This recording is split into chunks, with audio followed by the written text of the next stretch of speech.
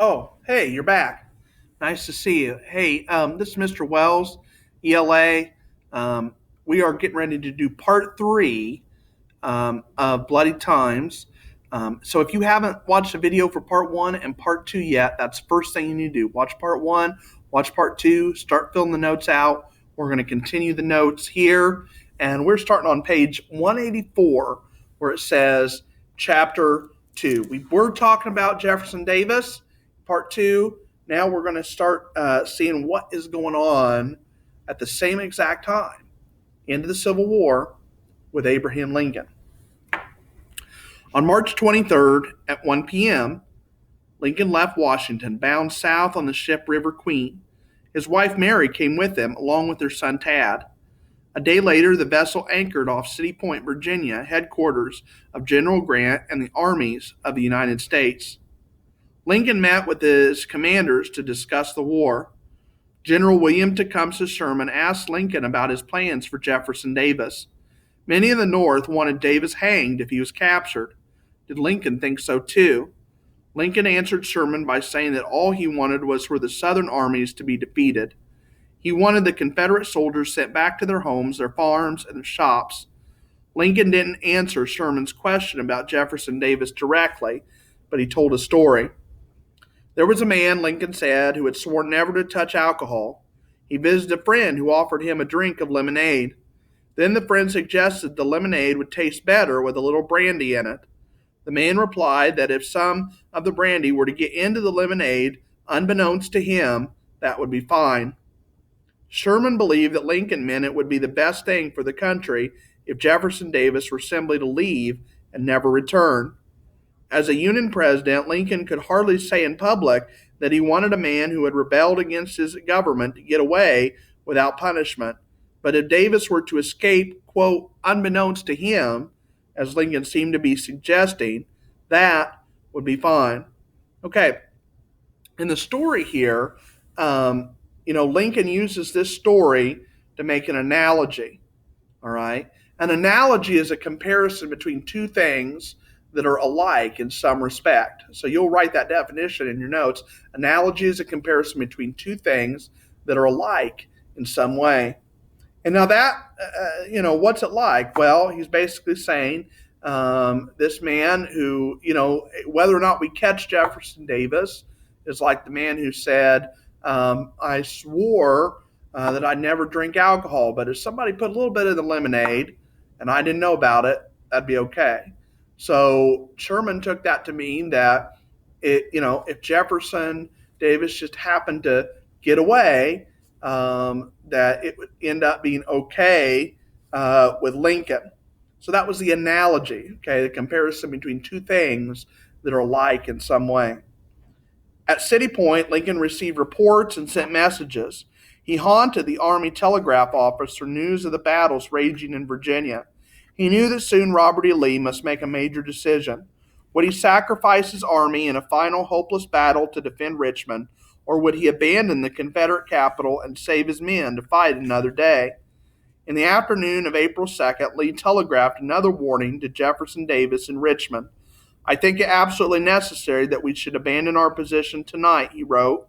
Lee had made his choice. His army would retreat. Richmond would be captured. Davis packed some clothes, retrieved important papers and letters from his private office, and waited at the mansion. Then a messenger brought him word.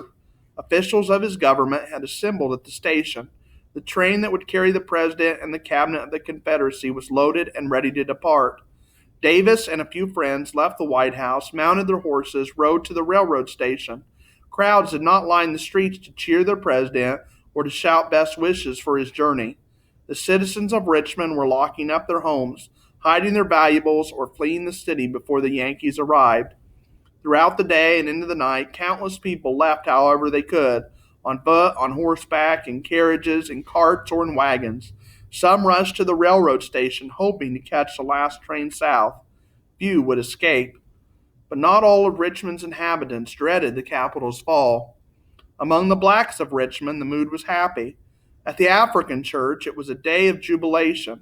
Worshippers poured into the streets, congratulated one another, and prayed for the coming of the Union Army. When Jefferson Davis got to the station, he hesitated. Perhaps the fortunes of war had turned in the Confederacy's favor that night. Perhaps Lee had defeated the enemy after all, as he had done so many times before. For an hour, Davis held the loaded and waiting train in hopes of receiving good news from Lee. That telegram never came. The Army of Northern Virginia would not save Richmond from its fate. Dejected, the president boarded the train. He did not have a private, luxurious sleeping car built for the leader of a country. Davis took his seat in a common coach packed with the officials of his government. The train gathered steam and crept out of the station at slow speed, no more than 10 miles per hour.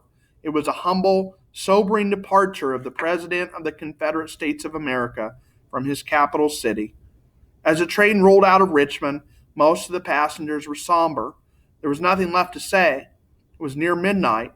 Postmaster General John Reagan on board the train remembered, when the President and his cabinet left the heroic city, as our train, frightfully overcrowded, rolled along toward Danville, we were oppressed with sorrow for those we left behind us and fears for the safety of General Lee and his army.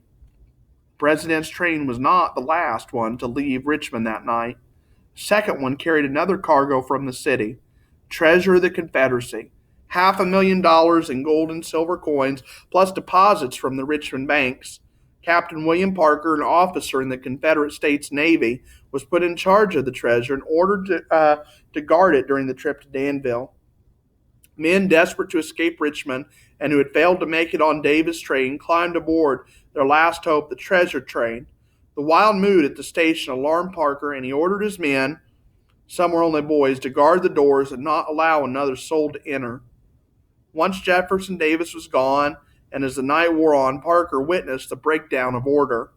The whiskey was running in the gutters, and men were getting drunk upon it. Large numbers of ruffians suddenly sprung into existence. I suppose thieves, deserters who had been hiding. If the mob learned that what cargo Parker and his men guarded, then the looters, driven mad by greed, would have attacked the train.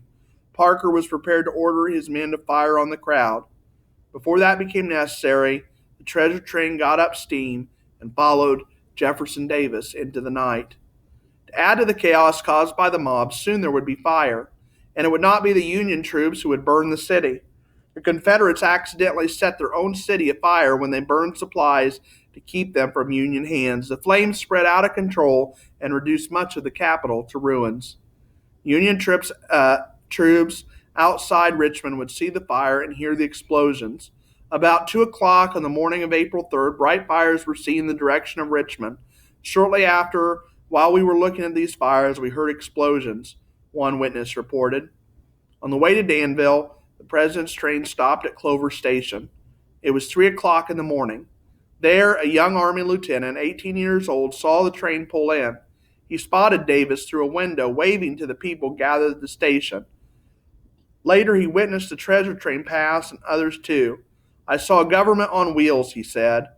From one car in the rear, a man cried out to no one in particular, "Richmond's burning. Gone. All gone."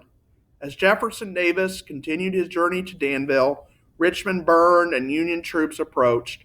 Around dawn, a black man who'd escaped the city reached Union lines and reported what Lincoln and U.S. Grant, the commanding general of the armies of the United States, suspected.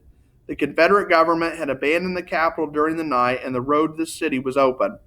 There would be no battle for Richmond. The Union Army would march in and occupy the rebel capital without firing a shot. First Union troops entered Richmond shortly after sunrise on Monday, April 3rd. They marched through the street, arrived downtown, and took control of the government buildings. They tried to put out the fires, which still burned in some sections of the city. Just a few hours since Davis had left, the White House of the Confederacy was seized by the Union and made into their new headquarters. All right. The next part 4, will be the last part, I believe. And we will finish this story up, and there'll be an assignment. So make sure you watch that last part.